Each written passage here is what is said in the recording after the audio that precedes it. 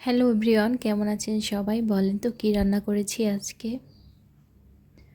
তো এখানে হচ্ছে রুই মাছ, সাথে হচ্ছে খুব ভালো একটা লাউ ছিল। এটা আসলে খাওয়ার পরেই বুঝতে পেরেছি লাউটা যেমন কচি ছিল যে তেমন হচ্ছে খেতে অনেক স্বাদের ছিল।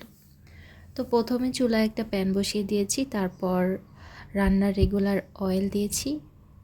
অয়েলটা গরম হয়ে গেলে মাছগুলো আমি ভেজে নিব। এটা হচ্ছে রুই মাছ।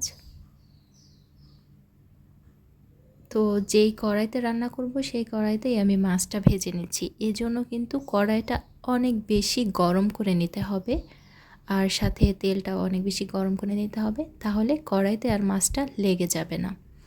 তো মাছটা দেওয়ার পর আমি একটা স্প্যাচুলা দিয়ে মাছটাকে একটু নেড়ে চেড়ে দিচ্ছি, যাতে করে কড়াইয়ের সাথে লেগে না যায়।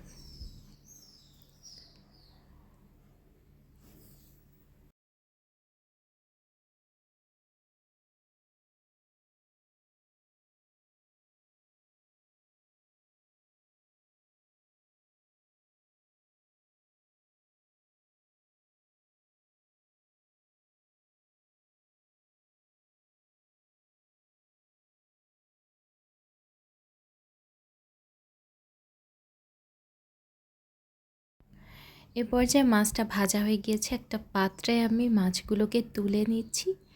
একে একে সব মাছগুলো তোলা হয়ে গেছে। এখন এই একই তেলের মধ্যে পেঁয়াজগুলোকে, মানে পেঁয়াজ কুচি করে নিয়েছি, সেটাকে আমি ভেজে নিচ্ছি। পেঁয়াজটা হালকা গোল্ডেন কালার করে ভেজে নেওয়ার পরে এর মধ্যে আমি একে একে প্রথমে কাঁচামরিচ দিয়েছি, তারপরে যে শুকনো মানে লাল মরিচের গুঁড়ো দিয়েছি হাফ চা চামচ, জিরার গুঁড়া, লবণ আর হচ্ছে হাফ চা চামচের মতো হলুদ দিয়ে, আর এখানে দিয়েছি হচ্ছে হাফ চা চামচ আদা রসুন একসাথে আমি বেটে নিয়েছিলাম শিলপাটায়, ওটা দিয়ে এখন সুন্দর মতো কষিয়ে নিচ্ছি। মশলাটা কষানো হয়ে গেলে মাছগুলোকেও দিয়ে আমি মশলার সাথে মাছগুলো কষিয়ে নিচ্ছি। আমি সবসময় মাছগুলো কমই ভাজার ট্রাই করি, তাহলে মাছের অথেন্টিক স্বাদটা আমার কাছে চলে আসে। আর মাছটা কড়া করে ভাজলে মাছটার স্বাদ আর থাকে না, আমার কাছে ভালো লাগে না খেতে। তো এই পর্যায়ে আমি মাছটাকে সবসময় ভালো মতো এভাবে কষিয়ে নিই, যেহেতু মাছটা ভাজি কম।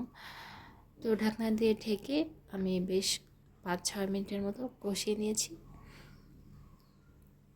তো মাছগুলো কষানো হয়ে গেছে, আর এখন আমি এই মশলার মধ্যে লাউগুলোকে দিয়েও আমি কষিয়ে নিচ্ছি লাউয়ের সাথে মশলাটা ভালোভাবে। এই জন্য ঢাকনা দিয়ে ঢেকে আমি একটু রান্না করে নিব 5-6 মিনিটের মধ্যে। এর মধ্যেই দেখা যাবে যে লাউ থেকে অনেক পানি বের হয়েছে।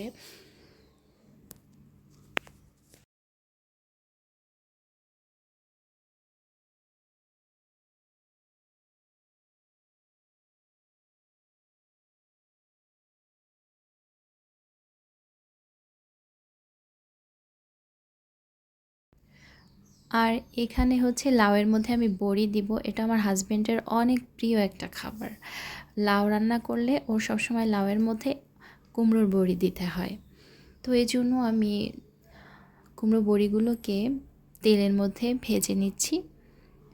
গোল্ডেন কালার করে ভেজে নেওয়ার পরে আমি হলো লাউয়ের মধ্যে বড়িগুলো দিয়ে আবারও কষিয়ে নেব।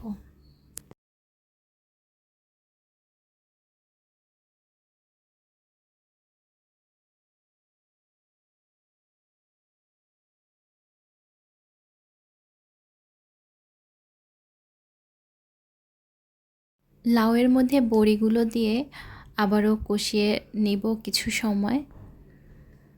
তারপর লাউ আর বড়ি সেদ্ধ হওয়ার জন্য খুব সামান্য একটু পানি দিয়ে দিচ্ছি।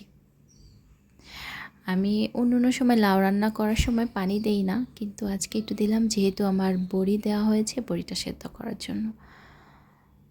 আর ঝোলটা বলক এসে গেলে মাছগুলো একেবারেই দিয়ে দিলাম, দিয়ে একটু নেড়ে চেড়ে ঢাকনা দিয়ে ঢেকে রান্না করে নিব 10 মিনিট।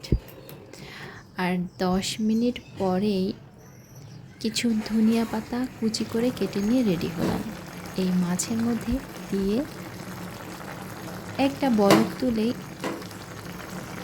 তরকারিটা নামিয়ে নেব। আর এই পর্যায়ে চুলার আঁচটা অনেক হিট করে নিয়েছি, নিয়ে হাই হিটে 1 মিনিট রেখেছি।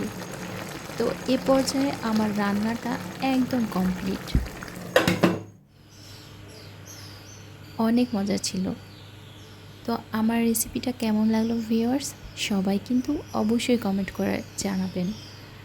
আর আমার রেসিপি যদি ভালো লেগে থাকে এভাবে রান্না করে খেয়ে দেখতে পারেন। সবাই ভালো থাকবেন। আসসালামু আলাইকুম।